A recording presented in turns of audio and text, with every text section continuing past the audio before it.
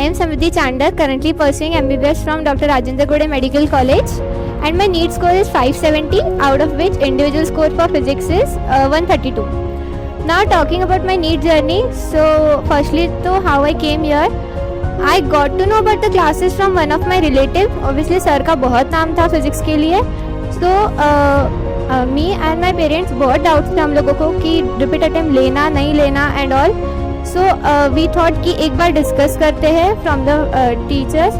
Sir के पास जब हम आए तब we had numerous doubts, but after talking with sir, sir ने इतना क्लियरली एक्सप्लेन किया, मोटिवेट किया, गाइड किया कि हम सबके सारे डाउट्स क्लियर हो गए. And at the end we decided to take the repeat attempt, देखेंगे जो होगा. सो now talking about my repeat attempt, so बहुत ups and downs थे obviously. repeat है so लगता ही है कि नहीं हुआ तो and ले रहे हैं risk वगैरह. This is obviously common, so no worries about this. Now talking about my schedule and all, so मैं apart from classes 6 to 7 hours daily निकालती थी for self study.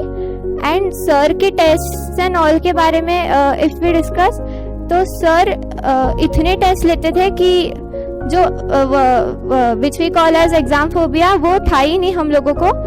एंड में भी 3 घंटे में जो स्ट्रेस आता है एंड एंजाइटी होती है वो सब भी इतना नहीं था पीक लेवल पे जितना होता है, क्योंकि इतनी ज़्यादा प्रैक्टिस हो चुकी थी.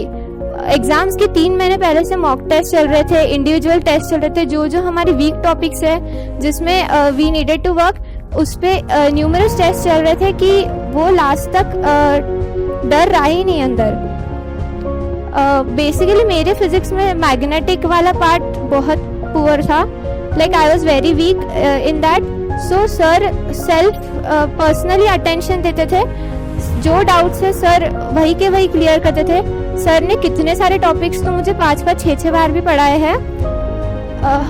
उसमें तो आई गेस मुझे फॉर्मूला बेस्ड क्वेश्चंस के अलावा और कुछ सॉल्व नहीं करता था.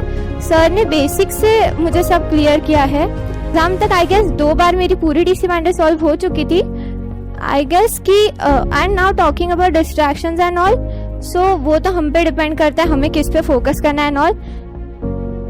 सर ने हमें बोल के रखा था कि कंसिस्टेंट रहो क्लास में, लाइक हॉलीडेज मत लो ज़्यादा वगैरह, विच मतलब वो मेरे लिए तो बहुत यूज़फुल था. Like I used to be consistent in classes and test वगैरह के लिए भी रेगुलर रहो वगैरह, टेस्ट मिस मत करो एंड ऑल, जो लास्ट में बहुत हेल्पफुल हुआ इतनी प्रैक्टिस एंड ऑल.